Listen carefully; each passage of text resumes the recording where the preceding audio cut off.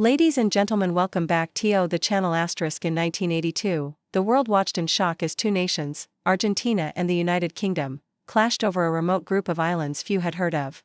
The Falkland Islands, located in the South Atlantic, were home to fewer than 2,000 people, yet they suddenly became the center of an intense military conflict. The war seemed to erupt out of nowhere. On April 2, Argentine forces landed on the islands and raised their flag, claiming sovereignty. It was a bold move rooted in a long-standing territorial dispute. Argentina believed the islands, known to them as Islas Malvinas, rightfully belonged to them, having inherited the claim from Spain after independence. They saw British control, which had existed since 1833, as a colonial relic. Britain's response was immediate and resolute.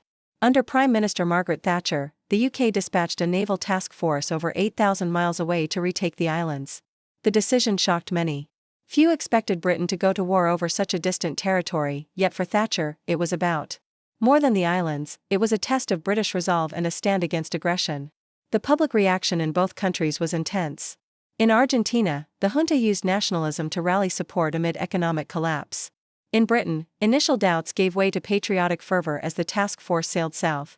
The stakes were high, and the consequences would ripple far beyond the South Atlantic. Beneath the surface of this sudden conflict lay deeper questions. Was this a fight for self-determination or an assertion of imperial control? Did Argentina's desperation drive them to invade, or was it a calculated gamble by military rulers?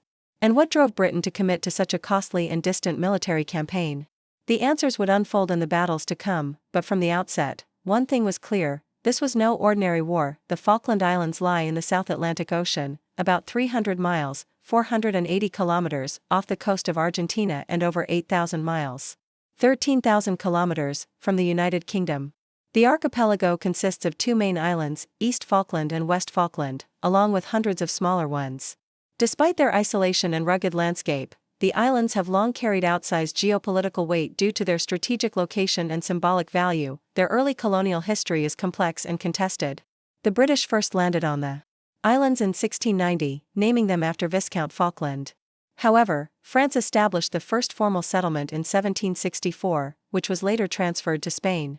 Spain governed the islands from Buenos Aires, then part of the Spanish Empire, until the early 19th century. When Argentina gained independence from Spain in 1816, it inherited the Spanish claim to the islands. By 1820, Argentina had sent officials and settlers, raising its flag and asserting sovereignty.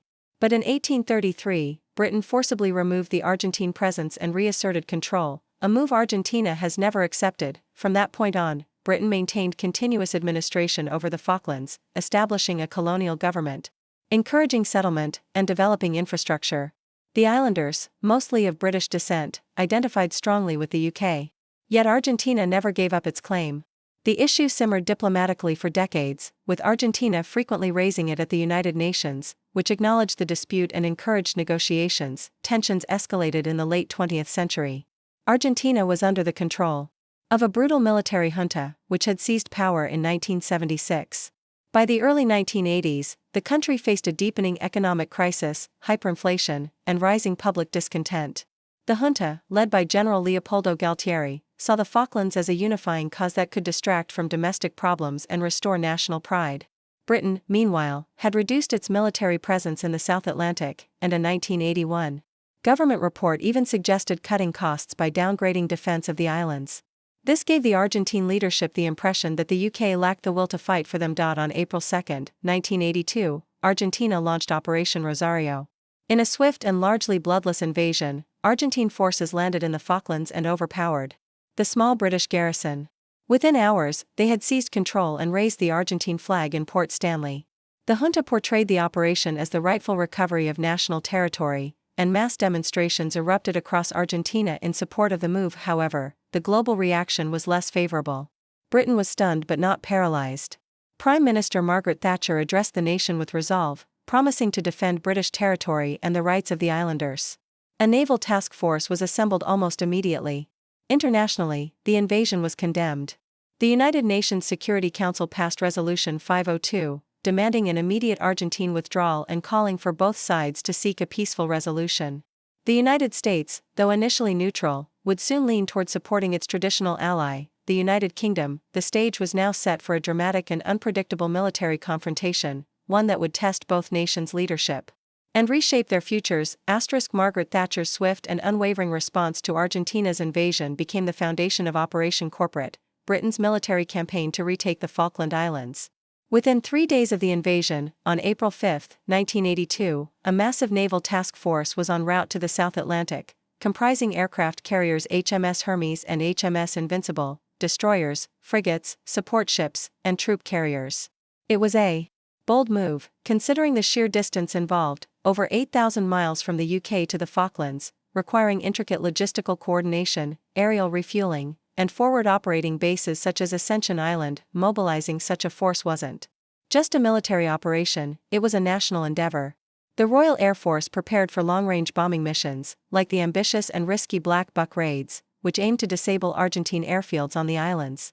British soldiers, sailors, and airmen were deployed with remarkable speed. The public and media rallied behind Thatcher, whose popularity soared as she framed the mission not only as a defense of British sovereignty but also as a moral stand against unprovoked aggression. Despite initial political divisions, Parliament voted overwhelmingly in favor of military action, yet the operation faced enormous challenges. Fighting a war so far from home stretched British supply lines and required naval units to operate with minimal support. The South Atlantic's cold, harsh waters and unpredictable weather added to the difficulty. Communications were slow, and real-time intelligence was limited. Every decision carried strategic risk, there was no room for error. As the British task force closed in, several key battles would determine the outcome of the conflict. One of the first major ground engagements came at the Battle of Goose Green on May 28 to 29. British paratroopers, heavily outnumbered, fought a brutal fight to take control of the settlement. Despite significant casualties, they succeeded, capturing over 1,000 Argentine troops. The victory was a major morale boost and signaled that British forces were gaining momentum. One of the most controversial events of the war occurred on May 2. The British submarine HMS Conqueror torpedoed and sank the Argentine cruiser General Belgrano. Over 320 Argentine sailors were killed. Though the ship was outside the British declared exclusion zone, the attack was justified by Britain as a legitimate threat to its task force. Argentina responded by withdrawing its navy from the high seas, effectively conceding naval superiority to Britain. Just 2 days later, tragedy struck the British side. The destroyer HMS Sheffield was hit by an Argentine Exocet missile, launched from a super-attended aircraft. The ship burned for hours before sinking, killing 20 crew members. It was the first British warship lost in combat since World War II and a sobering reminder of the danger posed by Argentina's Air Force and French-supplied missile technology. Air battles and logistical challenges continued to dominate the campaign. The British faced relentless attacks from Argentine aircraft flying from the mainland, as well as the difficulty of supplying troops across a vast, rugged battlefield.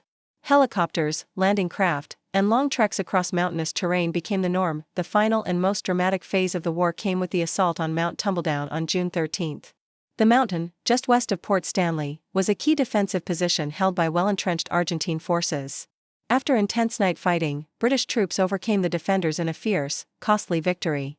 The fall of Mount Tumbledown broke the Argentine line and led directly to the surrender of Argentine forces in Stanley on June 14. These pivotal battles, fought under extraordinary conditions, demonstrated the resilience and adaptability of British forces, and set the stage for the war's conclusion. The Falklands War, though brief, came at a steep human cost. In just 74 days, 649 Argentine military personnel, 255 British servicemen, and 3 Falkland Islanders lost their lives. Many more were wounded, physically and psychologically.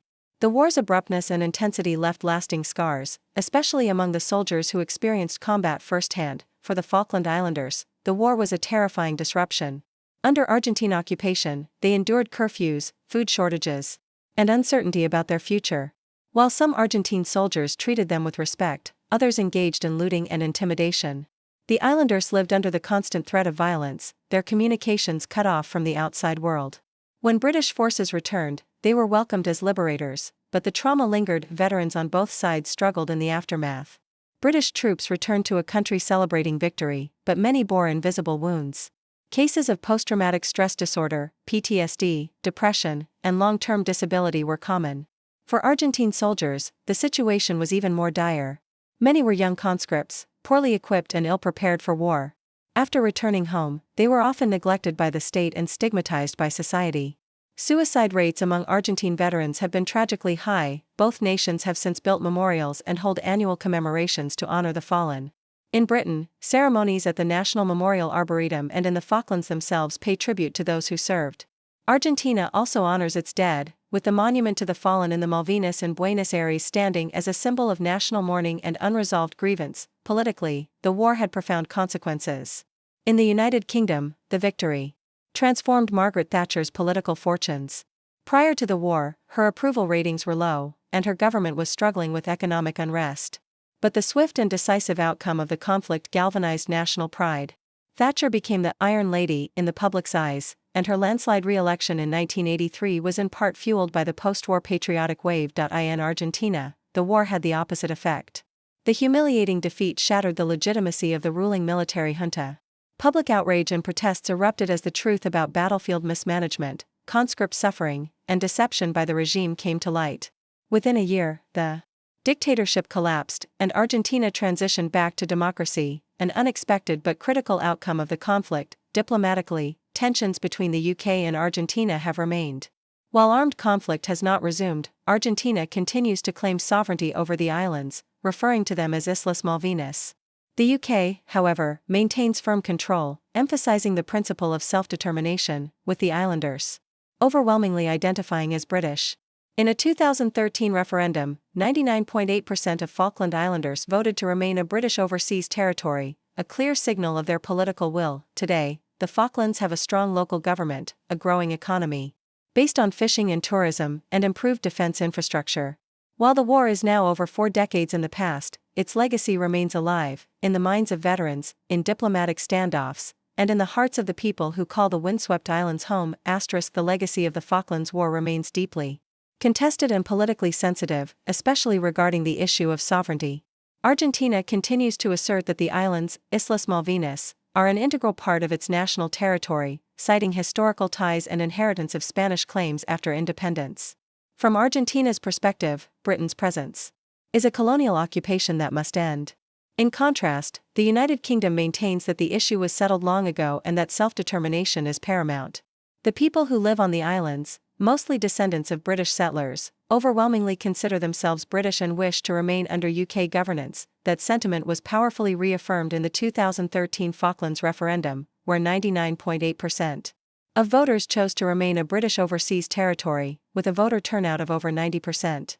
While the UK presented the vote as an expression of democratic will, Argentina dismissed it as legally meaningless, arguing that the islanders were a transplanted population with no right to decide sovereignty. The United Nations has long recognized the dispute and urged both parties to negotiate a peaceful resolution.